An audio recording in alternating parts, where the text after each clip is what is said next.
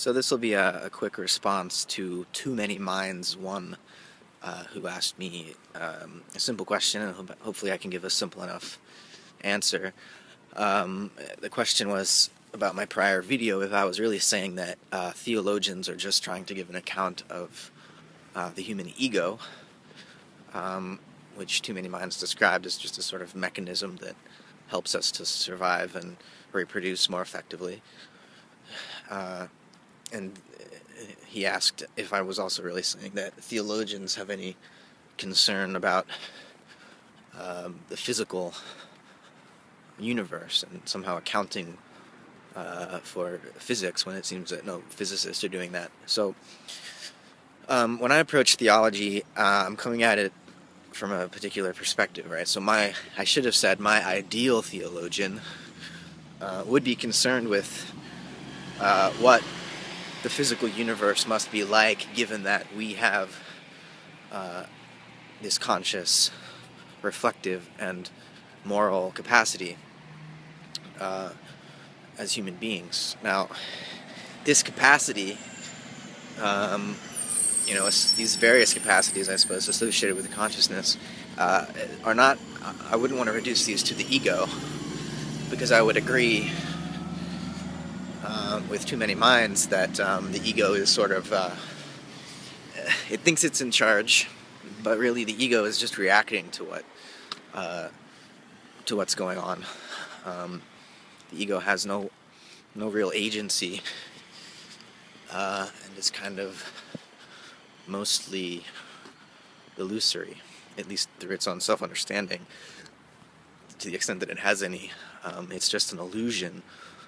And what I was meaning to say when I said that the theologian attempts to account for the conditions for the actuality of our consciousness, I wasn't referring to ego consciousness. I was referring to sort of the whole person,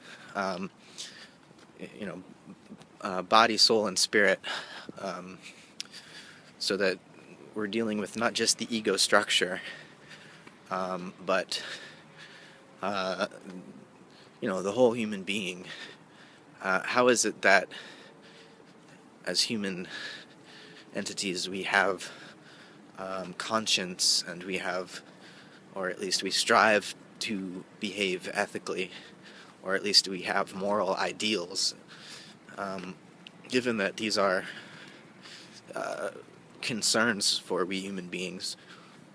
What must the universe be like such that our experience of conscience is possible? And certainly there are attempted explanations for conscience that reduce it to just human socialization. Nietzsche's probably the most famous example of this. But on the other hand, if we're not going to take a sort of skeptical, deconstructive attitude about human ideals, the human potential for goodness, then how do we account for it? The theologian is going to assume that we do need to account for it, and that it's not just the result of it's not socially constructed through resentment or slave morality or whatever, in the way that Nietzsche did. The theologian assumes that somehow goodness is woven into the structure of the universe itself. And in our contemporary context, we can't think about this the way that ancient theologians would, which is that the universe is a sort of great chain of being that exists in these sort of static, eternal levels, from the mineral to the plant to the animal to the human, and then on up through the angelic hierarchies to the one God. In our day and age, after evolutionary theory, we sort of topple over the medieval great chain of being, lay it on its side, and account for these various levels of being in an evolutionary way, right? So the universe tends to complexify over time, and as it complexifies, conscious experience intensifies in the evolved creatures that result from the process. And when I talk about theologians who would actually care about cosmology and physics and so on, I'm thinking of, people like Alfred North Whitehead, who I mentioned in a recent video. Also, Teilhard de Chardin, the Jesuit paleontologist.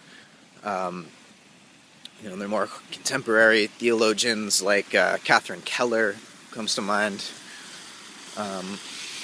Others. I don't want to name drop, but there's a tradition for thinking theologically in a way that's also cosmological. And if you did watch my video on the varieties of theistic experience, I mentioned this cosmotheandric principle. So when I approach theology, it's always in the context of anthropology and cosmology.